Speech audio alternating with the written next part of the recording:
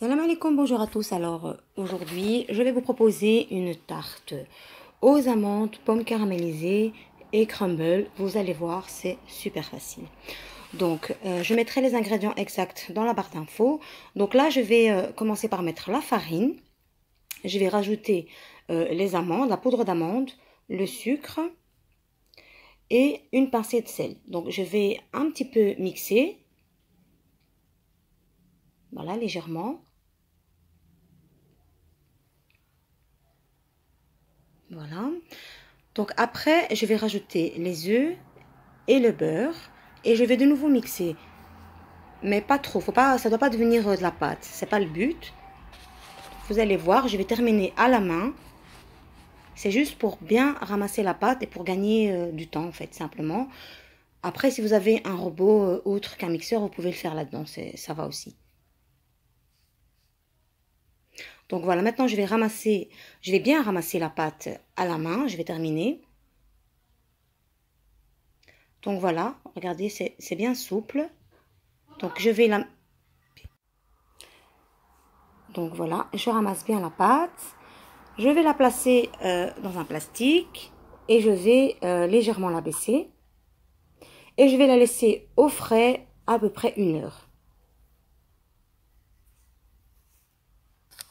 Voilà, donc pas trop la baisser non plus.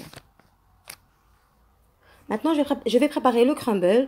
Donc je vais mettre la farine, la poudre d'amande, le sucre, la pincée de sel. Je vais mélanger. Ensuite, je vais faire le crumble avec le beurre. Donc je vais mettre le beurre. Le beurre ne doit pas être dur, hein, c'est un beurre pommade, oui. Donc je vais bien malaxer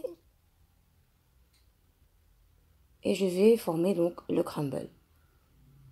Voilà.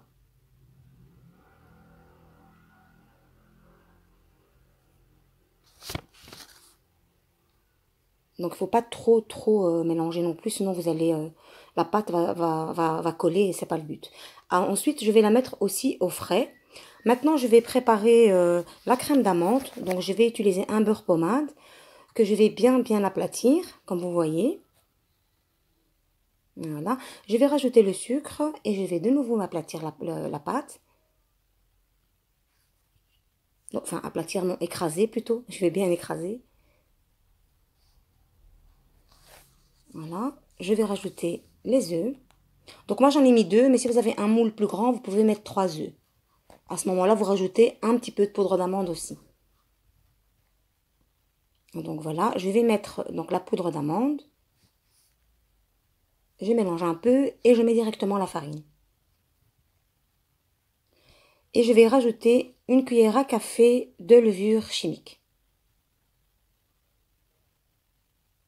Voilà.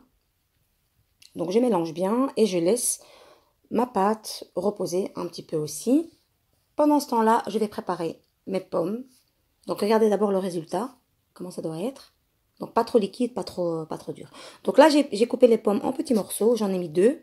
Vous pouvez en mettre 3, ça c'est comme vous voulez. Donc j'ai mis du beurre avec du sucre et je vais préparer un caramel. C'est tout simple. Donc je vais laisser fondre. Donc pour faire ça, il faut tout le temps remuer. Donc voilà, je remue bien.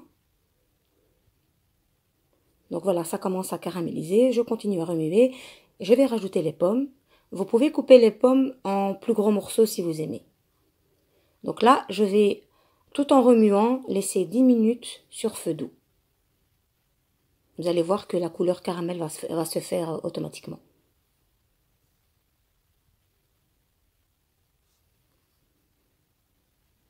Voilà.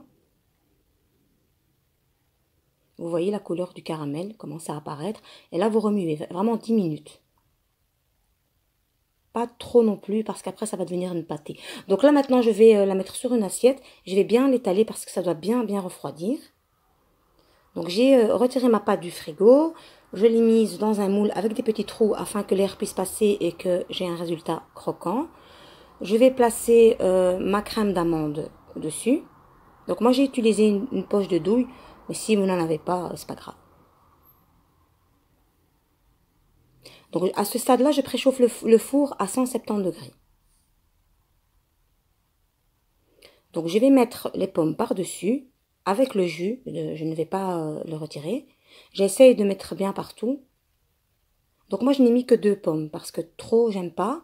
Mais vous pouvez, si vous aimez les pommes, mettre jusqu'à 4 pommes. Donc ensuite je vais mettre le crumble par-dessus. Je vais essayer de le mettre bien partout. Et je vais le mettre au four une quarantaine de minutes. Tout dépend de votre four. Moi, je l'ai mis 40 minutes. C'était amplement suffisant à 170 degrés. Donc voilà, à la sortie. Donc j'ai bien laissé dorer. Je vais le saupoudrer. Donc là, il a refroidi. Hein, et je vais saupoudrer de sucre glace. Un peu partout comme ça. Donc voilà. Donc si la recette vous a plu, ben, je vous invite à la tester. Et je vous dis à très bientôt.